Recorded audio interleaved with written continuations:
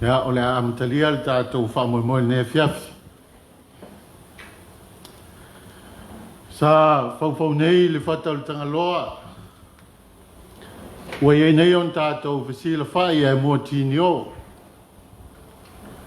Ua malia vaia mauna au la patai.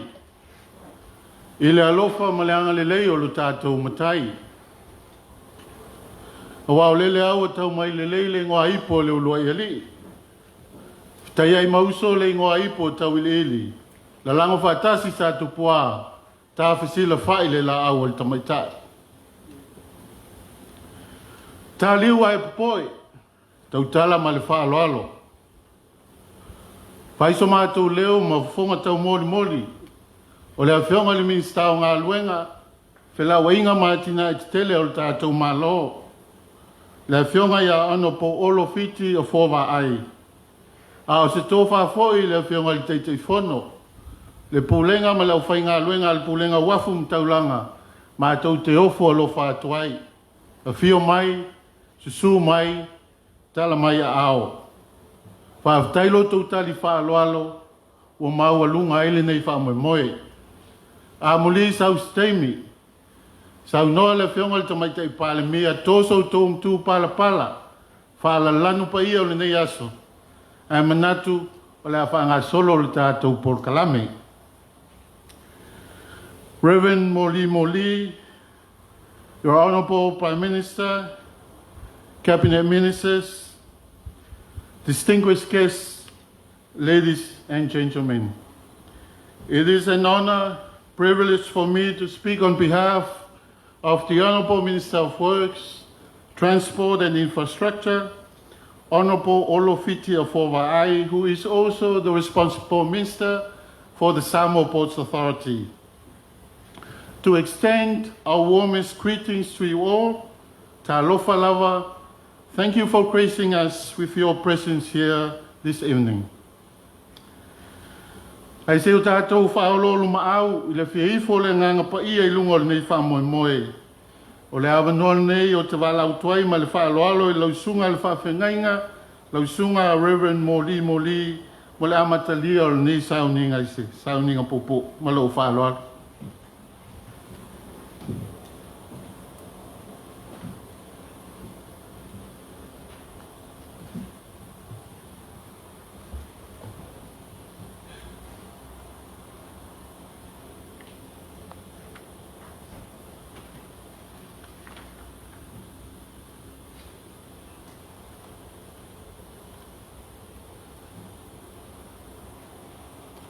Ola tātou tāpoi atu I le tua. Se tātou whanongalonga I nisi o whaitau mai le whionga pa ia le tua e whawae ma ta iala I naile nei whamoe moe tā ua. Upo mai le tustala o ngā ruenga le apostolo. Ua tusi atu dei upo ia awe ia te lātou. Lo alo fatu le apostolum to ina a toma le uso tangata nu ese o Antioka masuria makilkia o mata u falongo atu u fatu puina lo to watu vale o no nisi o ena o atu sayate mato ya lato upu mata u tele polo a atu yai o lato faliu ese yo to loto. O le mele o le ai I mātou nei, ua whapotoina ma loto ngatasi. E whiri ma awi nātu I te o tau tangata, whatasi ma o mātou uso pele. Pānapa mpaulo. Ia whamamau o toi mea whasia mo tupua, ma le toto, ma mea titina, ma le whaita anga. A whaito tau mamau ma nei mea, e le lei ai o tau. Ia o tau manuia. I whaongai na pēr le ta iala o lo iai le whaasinonga le tusi whaita waso mo lau tutus pa ia o lang International Bible Readers Association.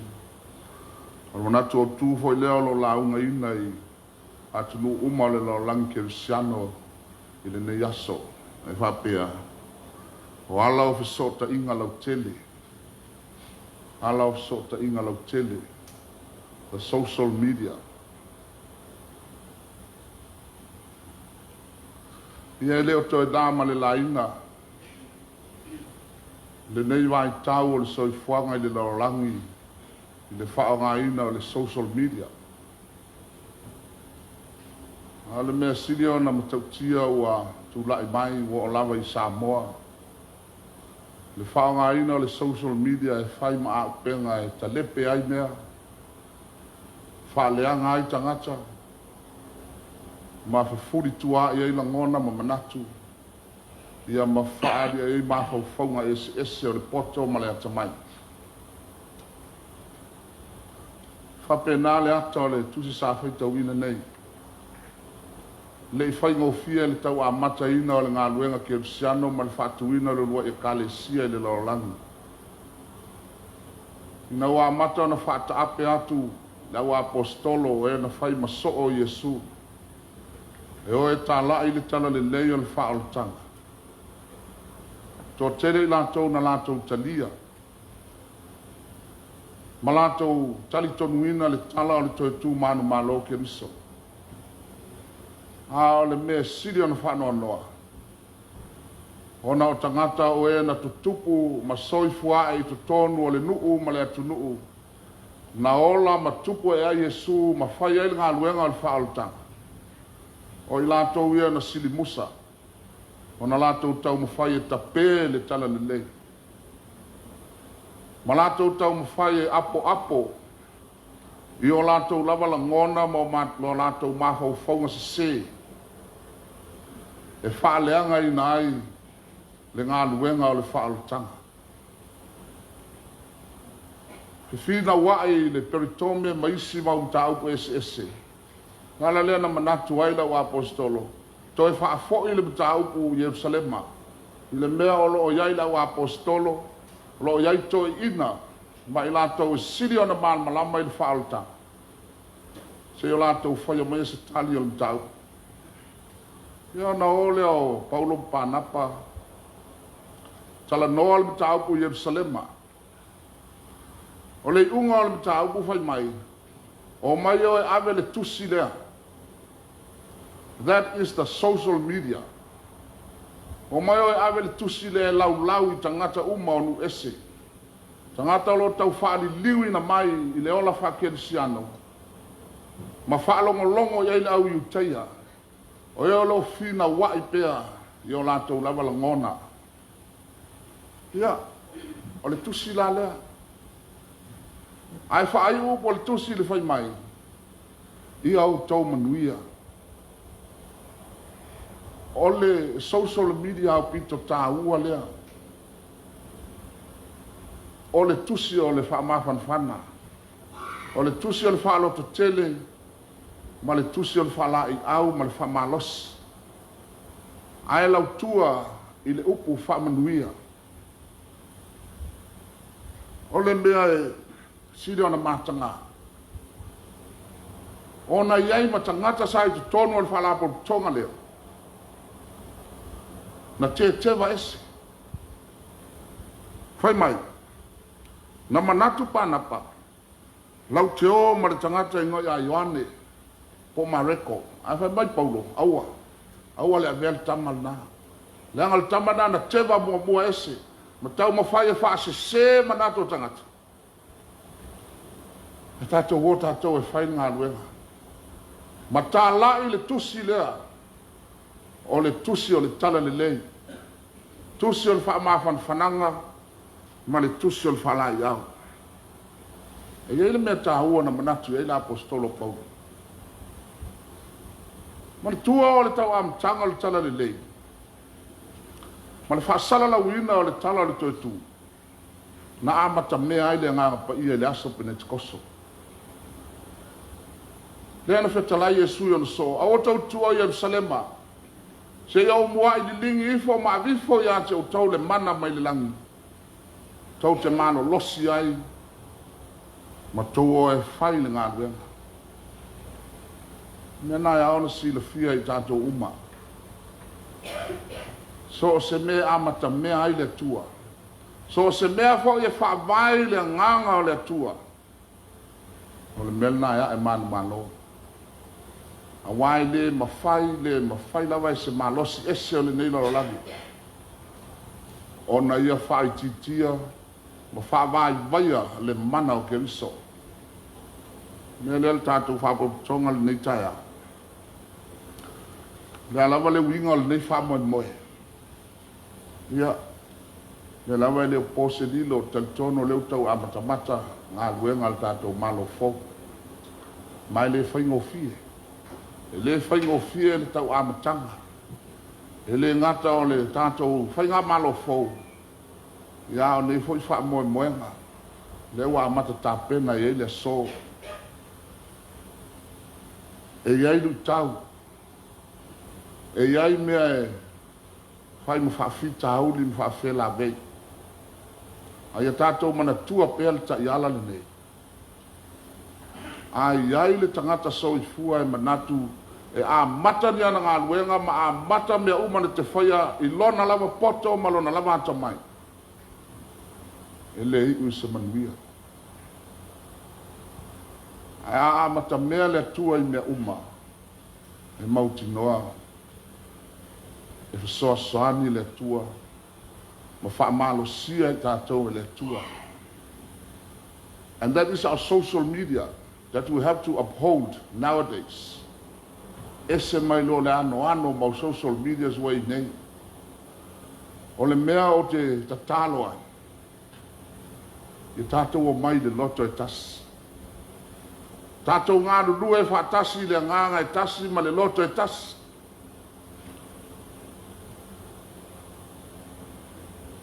Ia aone o tātou whitotoa. Pei o le mea na tupu le au apostol. Sometimes it's hard for us to recognize that we are feeding ourselves unhealthily.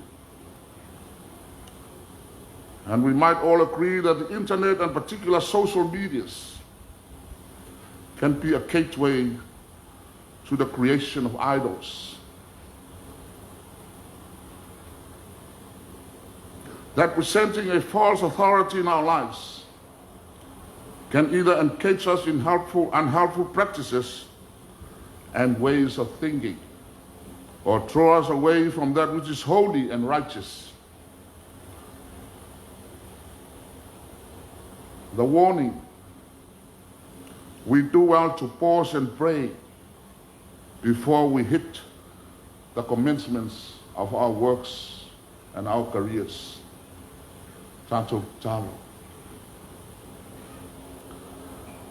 Lea tuae,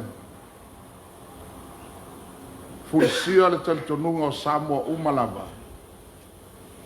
O la ufio, o la whaawai ai si o mātou malo, ma si o mātou atunu nei. O lo mana ma lo malosi, mātou te mawhai ai mea umalava. O au na whātau waa ma le lea ngā i mātou umanei. E o lawa iau au na na e whiriwhiria ma tau fia i lea tiute ma lea ma tātā. A wāle whaaua wina ma le whaola o laina. O ngā nuenga i tonu o si o mātou atunu. A wāle manuia o tangata. Mātou tel tonu. O loo fusia ia ngā nuenga le lei uma. I le whina ngalo alofa o la uwhi. Le ala lea o lo mātou wāla au ma le loto whaafitai. Ono awala te sao mia pea mo lo mātou wala. E ui lava ina sio mia pea lo mātou wala. E le tele ma le ano noa i o whaafela vei mo whaafati ata ma. Ha o lo tangi pea i o mātou talinga. Le musunga lilo o lo wanganga. Le tusi o le ola o le tusi o le tala le lei e te whamalosi mai ma e whaaloto tele mai. Ma e wha manatu mai i ate i mātou. E le o so mātou tofi le to i lalo. O lo mātou tofi le manu malo. E le o so mātou tofi le wha luma ina. O wā o lo mātou tofi o le whaia ina. Wa uma ona tapena ma sao mi e ke niso. O le ata leo ngā ruenga uma o lo mātou wala au auna i lau fio. E a ona mātou munu tai ai. Wa umana fetala Yesua le afio langi. Ia o tau manuia. Ia o tau manuia. Ma ia o tau talia le ngā pa ia. O la mātou te talo fai pēa fo lea le atuae. Mo au na tofia. Ma e wai wala wina e ta i la mātou atunuu. Ai mai sei lātou umau e o ngā lulue. E whai lo lātou whai wale au na. Ina ia manuia i lātou uma. Ma ia lātou talia le nganga pa ia. Ia vea pēa le nganga ma tai tamai le soifua ngā lulue o lau whanau. Au e sila mai ma le alofa. I lo mātou tau ma whai atu le ali ia. Mātou te talo.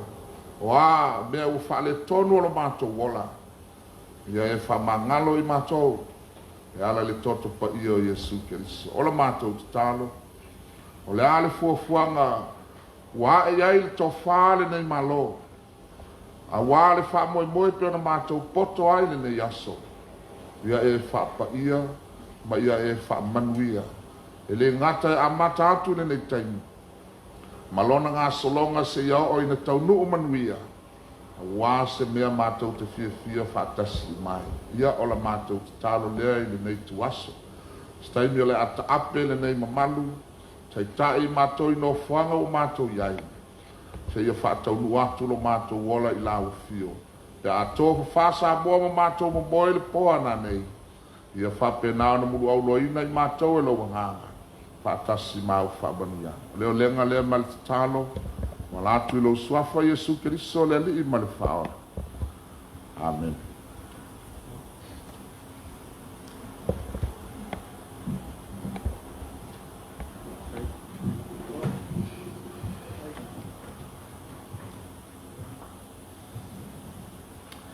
Whaftai atu i lau sunga le whawhingainga, Reverend Moli.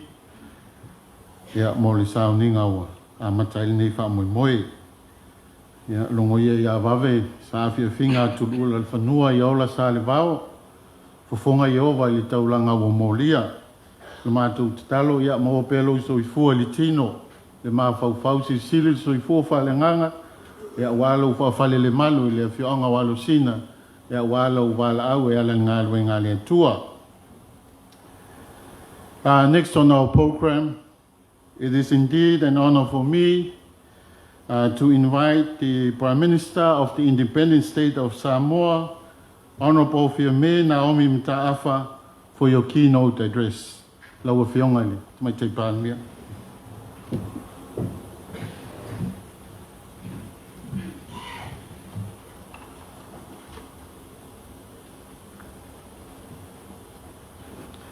Lau sunga il taitai o sauninga, lau sunga Reverend Moli.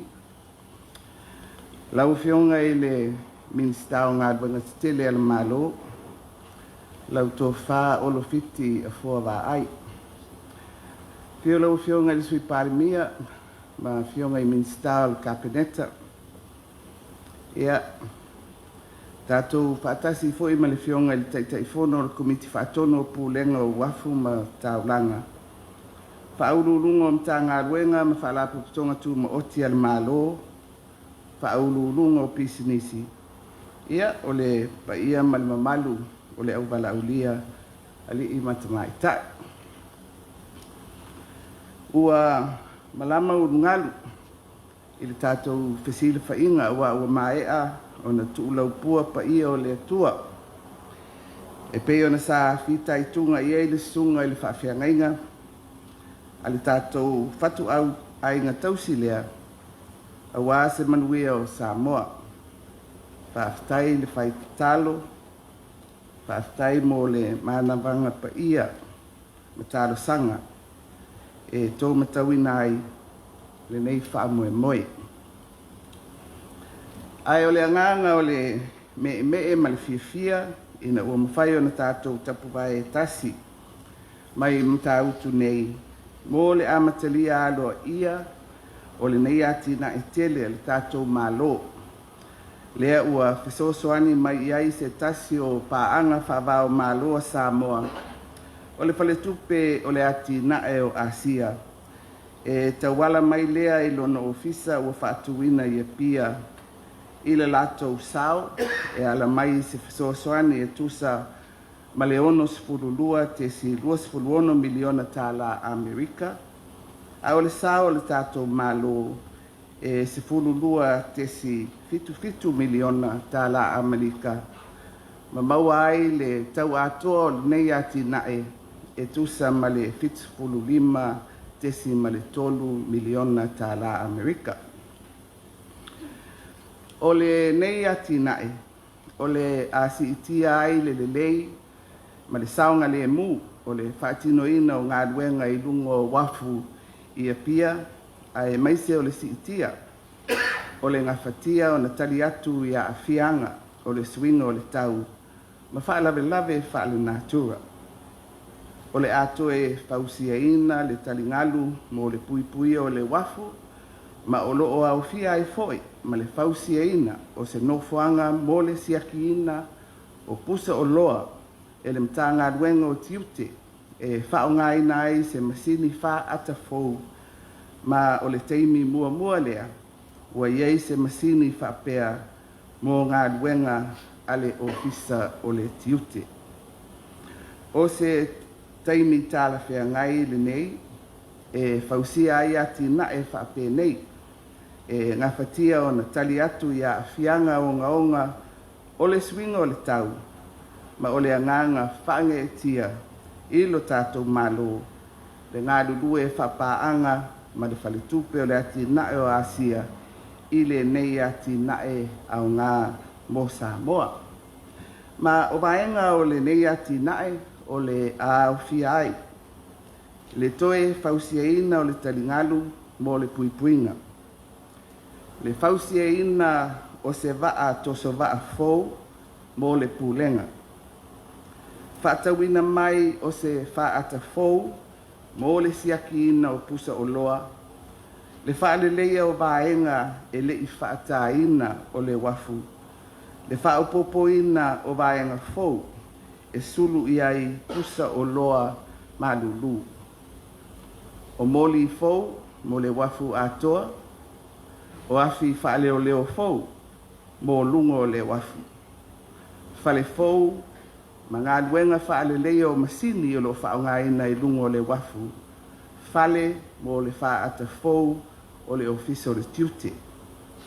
Whale leo le whale e teu o loa, numera lua, vaenga I whaatino ai a sia singa a le ofisa o le tiute. Ia masaidi linga mo le whaongaina o malusi anga whaafouina I lunga o le Uafu. O le aso 2.5 o mati 2.5 tasi, na sainia ai le konakarate mo le whausiaina o le taringalu, ma isi ngā luenga I lunga o le Uafu, ma le company o le China Harbour Engineering. O le aso iwa o Januari 2.5 tasi, na saini ai le konkarate ma le company a le tioi li shipyard lea o lo fausiaina le vaa toso vaa fou mo le pulenga.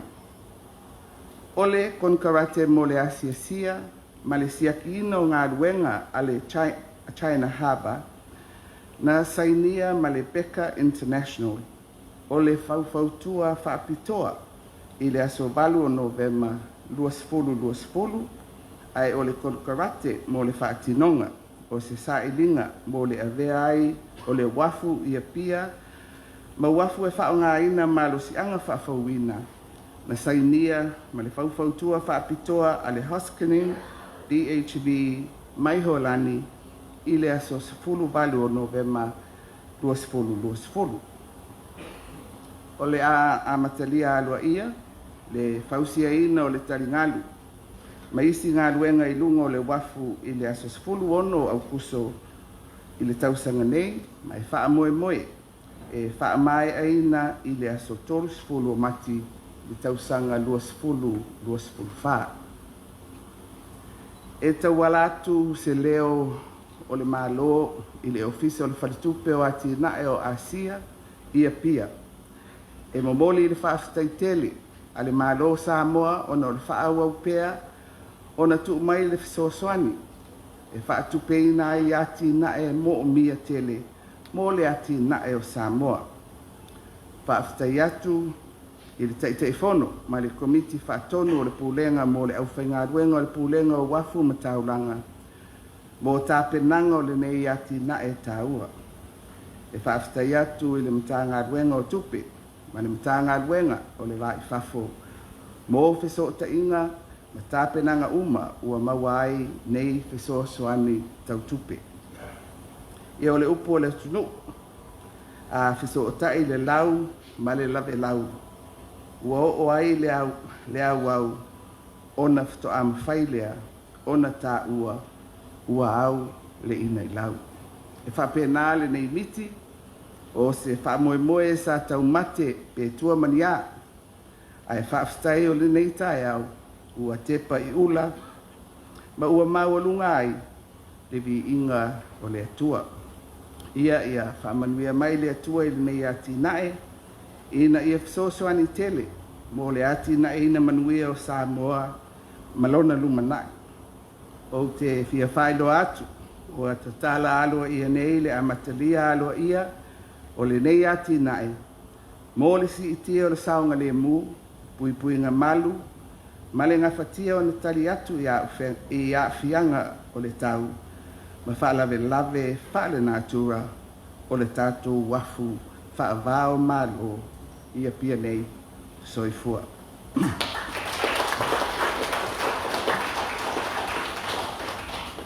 Reverend Molly, representative of the Asian Development Bank in Samoa, the Honourable Minister Olo, the Honourable Deputy Prime Minister and Cabinet Ministers, Chairman and the Board of Directors of SPA, heads of government ministries and corporations, distinguished guests, ladies and gentlemen. I'm delighted to be here this evening as we gather to mark the commencement of the Enhancing Safety, Security and Sustainability of Apia Port, ADB-funded project. This project is made possible through the grant aid by one of Samoa's friends and development partners, the Asian Development Bank, at the value of 62.26 million, with our government contribution of US dollars 12.77 million, which makes up the total value of the project at US $75.3 million. The project will improve the efficiency, safety, and environmental sustainability of the Apia port. It will upgrade terminal infrastructure to enhance safety and capacity, strengthening the existing breakwater to enhance resilience to climate change and severe storms, and to construct a customs facility with a new container X-ray scanner to enable effective border management. The project will also support gender-sensitive green port initiatives to promote clean and sustainable port operations and management. Now is the time to develop resilient infrastructure that can withstand extreme weather events and climate change, and we are delighted to partner with ADB in this transformational project. The project scope includes reconstruction of the breakwater, acquisition of one new tugboat, acquisition of a new X-ray scanner for the Ministry of Customs and Revenue, pavement works, new reefer plugging facilities, new lights, new backup generator, new maintenance building for the X-ray scanner, the rehabilitation of Shed 2, lean-to facility for the Ministry of Customs and Inspection area, the Green Port Initiative. The contract for the construction of the breakwater and port civil works was signed with China Harbour Engineering Company Limited on the 29th of March 2021. The contract for the building and supply of a new tugboat for SPA was signed on the 9th of January 2021. with Ele'Ele Shipyards Limited in Hong Kong. The contract for the construction supervision was signed with Becker International Consultants on the 8th of November 2020, and the contract for the Green Port Initiative was awarded and signed with Haskoning DHB of Netherlands on the 18th of November 2020. The construction of the breakwater and port civil works will commence on the 16th of August 2021 with the target completion date of 31 March 2024. Through the ADB office in Apia, I wish to extend our government's sincere thanks and heartfelt appreciation to the Asian Development Bank for your continued support and assistance for Samoa. Special thanks to the Chairman and Board of Directors, management and staff of Samoa Ports Authority for your effort and support. To the Ministry of Foreign Affairs and the Ministry of Finance for your part in securing funding and other arrangements for this project. May the Lord's blessings be upon us all and this project, and I now officially launch the commencement of the project for enhancing safety, security, and sustainability of Apia Port project. So forth.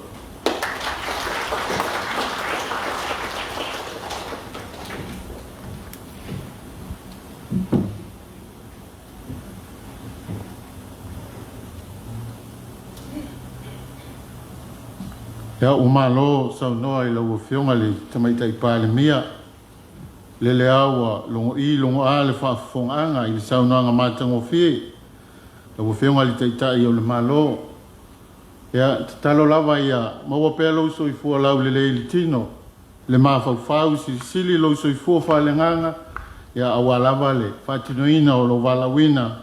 Awa le whaatautai o le sao Samoa. Representing the Asian Development Bank via a video link, it is my pleasure to introduce the Regional Director of the ADB Pacific Regional Office, Mr. Masayuki Chakihiri, for his remarks from Suva, Fiji. Reverend Moli Moli, Honorable Fiame Naomi Mataka, Prime Minister of Samoa, Honorable Ministers of the Cabinet, and the Members of Parliament, distinguished guests, ladies and gentlemen. Talofa and good afternoon. It is my great pleasure to be here today, though virtually, at this historic groundbreaking ceremony to start the construction of Apia Port project. I wish I could join this occasion in person by traveling to the beautiful island of Samoa. But it is difficult due to the pandemic. I am based in Suva now and used to frequently visit Samoa. I got this ulafala during an earlier visit. Despite challenges of the COVID-19 pandemic and border closures, the project made steady progress and reached this important milestone today. The ceremony today is a testament to the dedication of the government of Samoa to this project. I would like to express my sincere appreciation to the Ministry of Finance, Ministry of Customs and Revenue, and the Samoa Port Authority for their laborious efforts so far and great contribution. I also acknowledge the consulting team from Becker and the contractor China Harbour Engineering, which came over to Samoa all the way in this difficult time. ADB has been supporting this project since 2015 through technical assistance, followed by a project design grant, and finally, we are starting the construction today. Through this project, we will see Apia Port become safer, more efficient, and environmentally sustainable by 2023. In addition to the reconstruction of the breakwater, we are supporting piloting a green port initiative, replacement of the existing tugboat, a weight monitoring system, and the first and only container X-ray scanner in Samoa, which was recently approved for contracting. Some of these new initiatives and technologies will be a good example that the whole Pacific region can learn for the future development of maritime transport. We may face challenges in the implementation of this project due to the ongoing pandemic and the border closure, but I am confident that the project will make a further progress based on the strong partnership among the government of Samoa, Asian Development Bank, and other stakeholders. I look forward to seeing the successful implementation of the project and wait for the opening ceremony in the future. Thank you very much, and Kaftai Lava.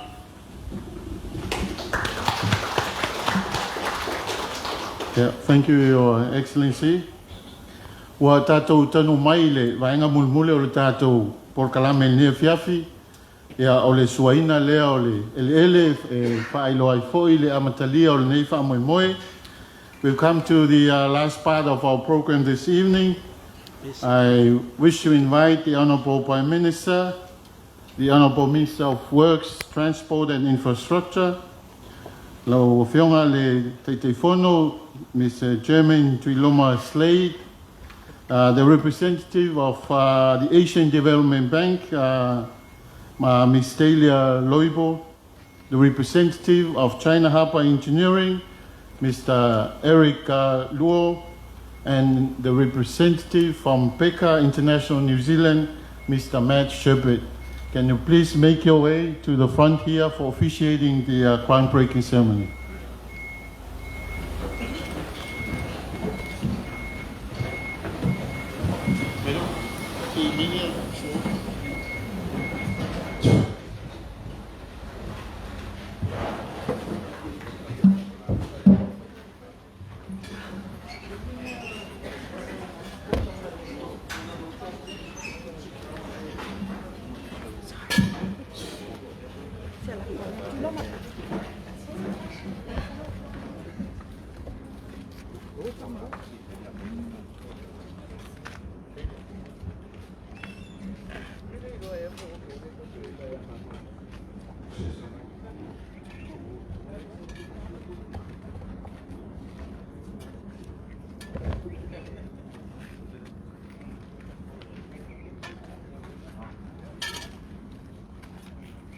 Yeah.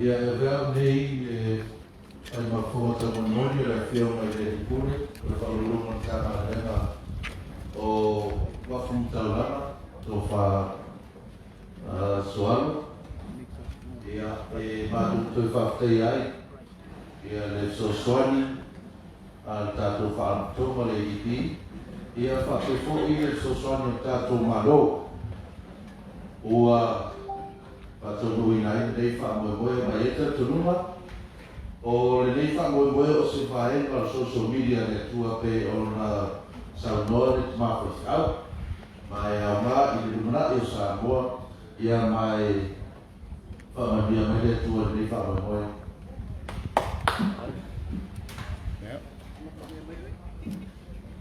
Yeah. 1, 2, 3. Ya, dua nak kakak maafin ang suwo. Yeah, oh, so